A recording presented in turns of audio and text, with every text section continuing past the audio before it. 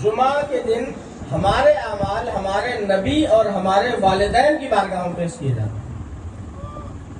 تو جب ہم نے اچھے اعمال کیے ہوتے ہیں تو حدیث پاک کے الفاظ ہیں، ہمارے والدین خوش ہوتے ہیں۔ فیض دادو وجوہہم بیاضم و اشراقہ کے الفاظ ہیں۔ جب ہم اچھے اعمال کرتے ہیں ہفتے میں اور وہ جب جمعہ کے دن ان کے سامنے پیش کیے جاتے ہیں والدین کے ساتھ، تو وہ خوش ہوتے ہیں، اور اتنا خوش ہوتے ہیں کہ ان کے چہرے پر نور ظاہر ہونے لگتا ہے، خوشی کا نور ظاہر ہونے لگتا ہے ان کے چہرے۔ اللہ کے رسول صلی اللہ علیہ وسلم فرماتے ہیں فلا توزو موتاکم، تو تم اپنے والدین کو تکلیف مت پہنچاؤ اپنے برے اعمال سے۔ ہمیں خبر ہی نہیں ہوتی، ہم برائیوں میں ملوث ہوتے چلے جاتے ہیں، دن رات برائیوں کے دلدل میں گرتے چلے جاتے ہیں، اور ہمیں خبر نہیں ہوتی ہے کہ ہم اس کے ذریعے سے اپنے والدین کو تکلیف پہنچا رہے ہیں۔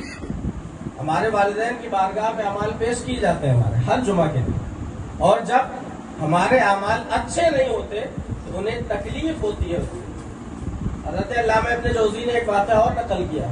اسی تعلق سے۔ وہ فرماتے ہیں کہ ایک حضرت صدقہ بن سلیمان رضی اللہ تعالیٰ عنہ، جوانی کا عالم تھا،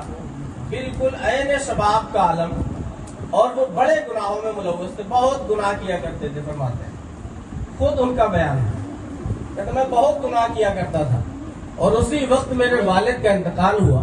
اور میں اس صدمے سے اتنا دوچار ہوا کہ مجھے بڑی تکلیف ہوئی، اور میں نے اپنے تمام گناہوں سے توبہ کر لی اور میں اچھے کاموں میں لگ گیا۔ پھر ایک دن فرماتے ہیں کہ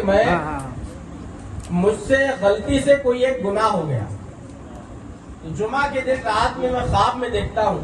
کہ میرے والد خواب میں تشریف لائے ہیں، اور فرماتے ہیں کہ میرے انتقال کے بعد سے جو تو نے اچھے عمل کرنا شروع کیے تھے، جب وہ میرے پاس پہنچتے تھے، جب میں ان اعمال کو دیکھتا تھا تو مجھے بڑی خوشی ہوا کرتی تھی، مجھے بڑی فرحت ہوا کرتی تھی، میں بڑا مطمئن ہو جایا کرتا تھا تمہارے تعلق سے، لیکن اس بار تم نے جو ایک گناہ کیا ہے اس کی وجہ سے مجھے بڑی تکلیف پہنچی ہے، مجھے بہت مایوسی ہوئی ہے، لہٰذا تم آئندہ کوئی ایسا غلط کام نہ کرنا جس کی وجہ سے قبر میں مجھے مایوسی اور تکلیف کا سامنا کرنا۔